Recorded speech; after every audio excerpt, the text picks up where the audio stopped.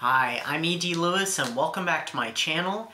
And today's video is going to be a little different. It's going to be a bit of a review, it's going to be an announcement, it's going to be an update, so yeah. So it's going to be a little bit of a mix. Alright, so let's start with business first.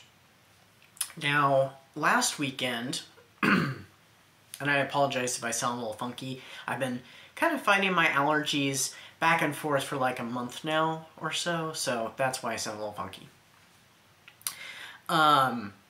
So, last weekend I reached 300 subscribers, and that means it's time for a giveaway. Now, the last time I did a giveaway was when I reached 200, and I've been waiting for this, hoping it wouldn't be, you know, at the holiday season, but, you know, we made it before the holiday season, so yay. And first off, I'd like to thank each and every one of you who have subscribed. It really does mean a lot to me. From the bottom of my heart, I thank you so much. I appreciate every subscriber, every like, every view, every comment. I really do. And a special shout out to Read by Fred, who made a very lovely post last weekend. And, you know, that really helped a lot too. And it was very, very kind of you, Fred. So thank you. So what are we doing for this giveaway? Oh, and how long is the giveaway going on? So the giveaway is going on between today, the 23rd, and it will be lasting through the 29th. Now, I will pop on... I probably won't do a video announcement. I'll probably do it in my community page, because I'll probably have next weekend's video filmed before the giveaway is done. So pay attention to that community page, because I'll put the winner's name there, and all you have to do is write giveaway in the comments. By the way, the only stipulation is that it has to be US only. I can't do outside the United States, unfortunately. I wish I could, though, because that'd be awesome, but unfortunately I am restricted to that. I'm sorry about that. So write giveaway in the comments, and you'll be entered. And what will you win? So I have an edition here of one of my favorite horror books, and also favorite gothics, as well as a favorite vampire novel, and that is Dracula. And I also have an additional copy, an extra copy, of The Last Vampire by Christopher Pike. I have not read this one, but I do have another copy. So that is what the winner will get, and yeah, so good luck to whoever will win. I'll put your names in a drawing, and I will draw it, and like I said, it will appear in the community page on probably the 30th. So, okay, now we're gonna go into the update / review. So, a bit of a reading update. What have I been reading for Vamptember? So, once I finally got to start my Vamptember reads, I read I Am Legend by Richard Matheson. And I just finished reading Vampire of the Midnight Sun by Priscilla Bettis. And I also recently read a short story by Rod Gilly that he is submitting to the Garbagast anthology. Hopefully it will make it in there. It's an excellent story, and it does feature a vampire in it, so it was kind of appropriate for Vamptember reads. So it's kind of what I've been reading, and also listening to some audiobooks on the side. I also recently had finished my second buddy read for the month, and I'll be talking about that in a future video.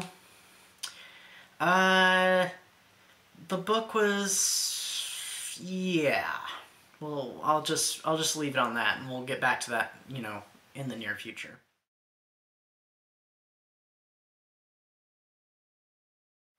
So, first off, I Am Legend by Richard Matheson. So this book came out 1950...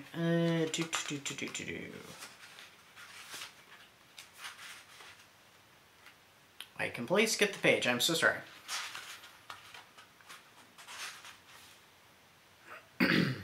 Oh. This book originally was published in 1954. Of course, this is the movie tie-in tie-in edition that has some short stories also. So you see Will Smith on the cover. So this tells the story of Robert Neville, who is a factory worker who is, you know, seemingly the last man alive after this vampire plague has swept the world. And, you know, he is fighting to survive. He is keeping up defenses at his home. He's keeping the vampires at bay with garlic and mirrors, and he's hunting them by day and trying to fix up and keep his fortress, his home, you know, intact, you know, at night, and trying to drown out all the taunting and banging as they're trying to get in, trying to get at him. We see in this book very much the deterioration of a man who is having to deal with this stress and anxiety every single day, just trying to survive in this post-apocalyptic world, which is not usually fiction that I'm usually interested in reading, but it's always been one I've wanted to read. So things start to change for him as he starts to get a grip. He does struggle with alcoholism, so there's a trigger in there for that. He does manage to overcome this and starts to truly adapt to his new way of life, when suddenly he may not be the only living thing out there, when he sees a dog and then later another human being.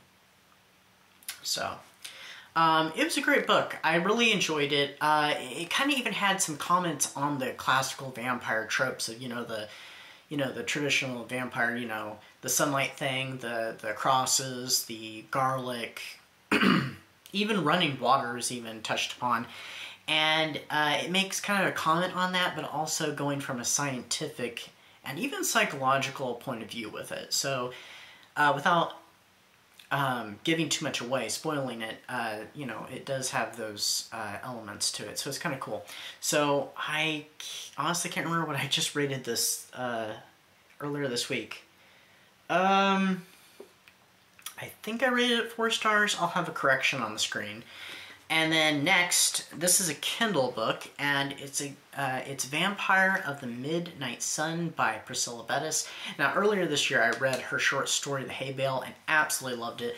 This was a great collection of 2 stories. The first one dealing with 2 friends that are stranded in the Alaskan wilderness, and they're trying to survive the elements and stuff, and trying to get back to civilization.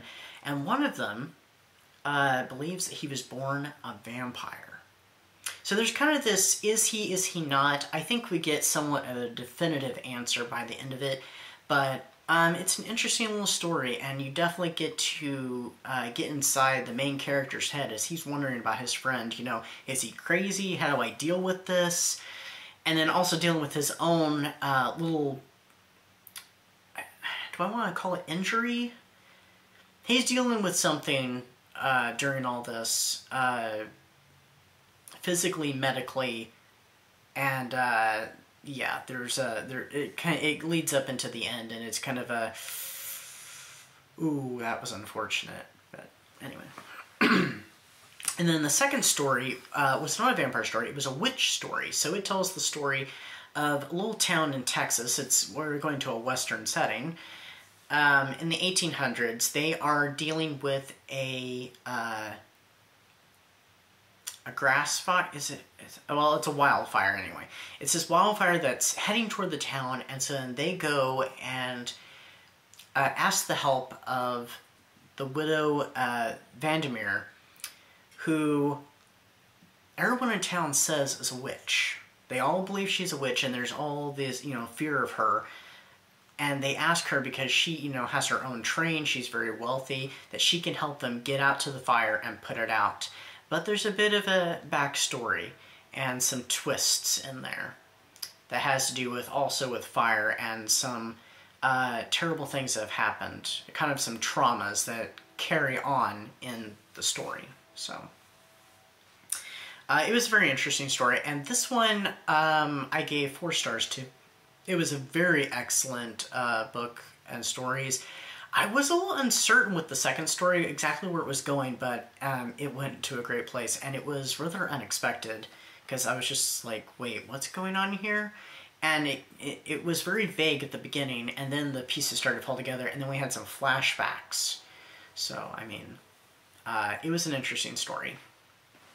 So, anyway, I'm going to be working on some tag videos, and also I'm going to start reading my Halloween reads, so that's coming up. So, I've got some spooky content coming up. I'm going to finish decorating this soon, and it'll be all ready for spooky season. It's already partially ready. And, yeah, so until next time, stay safe, stay spooky, and I'll see you then. Bye-bye.